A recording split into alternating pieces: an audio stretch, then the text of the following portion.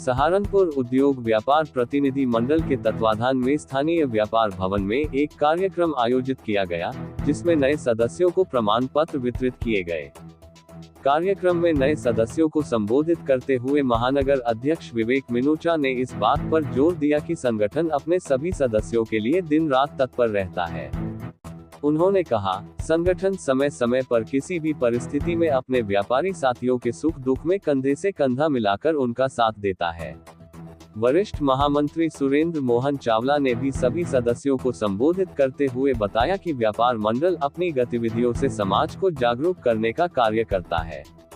उन्होंने आश्वस्त किया कि व्यापार मंडल अपने साथियों के साथ हर स्थिति में उनके कार्यों को करवाने के लिए सहयोग देता है।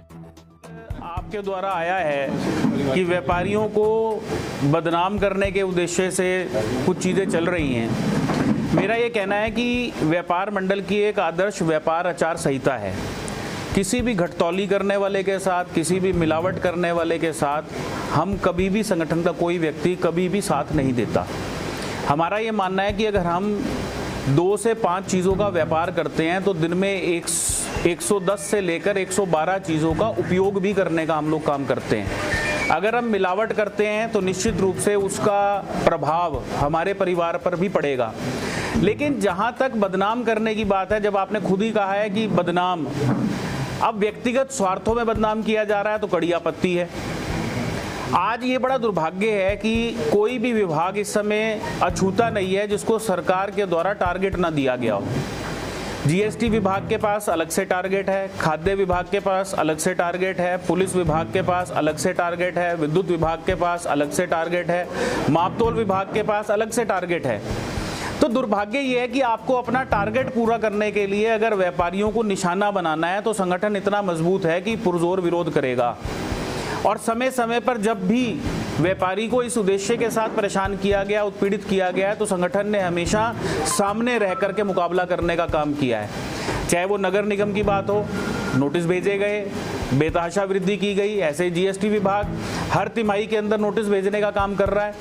आपको अपने टारगेट पूरे करने हैं और व्यापारी को निशाना बनाना है। मैंने तो अभी एक आरटीआई भी डाली है, मैं आप लोगों के माध्यम से जानकारी दे रहा हूँ, जिसमें मैंने ये जानकारी हासिल करने का प्रयास किया है कि जीएसटी विभाग द्वारा जितना लक्ष्य पूरा करने के लिए एसआईबी के द्वारा, फ्लाइंग डिपार्टमेंट के द्वारा जो ट्रक रोके जाते हैं, व्यापारियों के यहाँ पर छापेमारी की जाती है, उसमें जो टैक्स जमा होता है, उसमें जब वो व्यापारी मामूली भूल के कारण जब वो टैक्स जमा करा देता है, उसके बाद वो कितने % टैक्स वापस हो जाता है। अब अगर टैक्स इवेजन की नीयत नहीं है और मानवीय भूल के कारण, जब नियत ही खराब नहीं है, मानवीय भूल हो सकती है, कभी बिल की डेट चेंज हो सकती है, कभी नीचे टैक्स में कुछ फर्क आ सकता है, लेकिन अगर चोरी की नियत नहीं है और उसके बावजूद अगर उत्पीड़न किया जाता है, फिर जब व्यापारी अपील में जाता है तो वही विभाग पकड़ने वाला और वही विभाग छोड़ने वाला। ऐसे ही खाद्य विभाग की बात करो, नमूना लिया गया, कौन सी ऐसी जादू की छड़ी है जो ये तय कर देती है नमूना देखते ही कि ये माल मिलावट भरा है। वो लैब में जाएगा, लेकिन आप ही लोग उसको अगले दिन छापते हो, जिसमें आप ये लिख देते हो कि इतने क्विंटल पनीर मिला, इतने क्विंटल घी मिला, इतने किलो जो है इसके अंदर ये मिलावट वाली दाल मिली, चावल मिला। मैं कहता हूं कि जब जांच हो जाए तब हम जिम्मेदारी के साथ उसका पक्ष लिखें। वो सही हो तो सही लिखें और गलत हो तो गलत लिखने का दायित्व भी हम सब निभाएं। देखिए, व्यापारी इस देश की आर्थिक रीढ़ है, ईमानदारी के साथ अपना व्यापार करता है।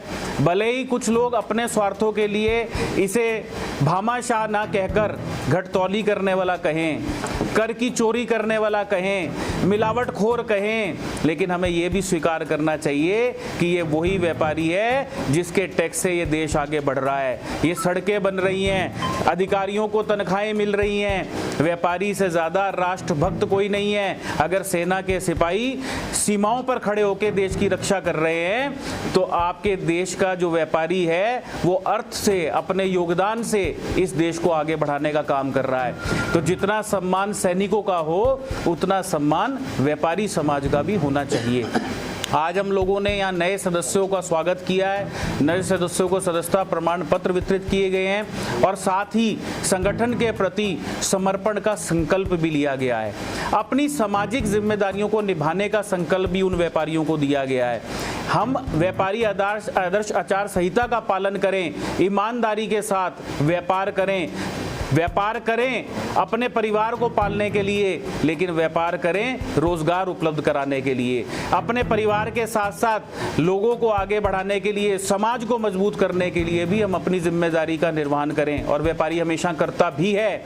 अगर आप धर्मशाला देखेंगे तो व्यापारी का योगदान होगा, मंदिर मस्जिद गुरुद्वारा होगा तो व्यापारी का योगदान होगा, जब देश पर कोई संकट आया होगा तो आर्थिक रूप से हमने योगदान किया होगा, पर्यावरण का क्षेत्र रहा होगा तो सबसे ज्यादा पेड़ लगाने का श्रेय व्यापारियों को मिला होगा। तो व्यापारी एक जिम्मेदार नागरिक है, अपनी जिम्मेदारियों को बखूबी समझता है और एक जिम्मेदार व्यापारी के रूप में अपने दायित्वों का पालन करता है।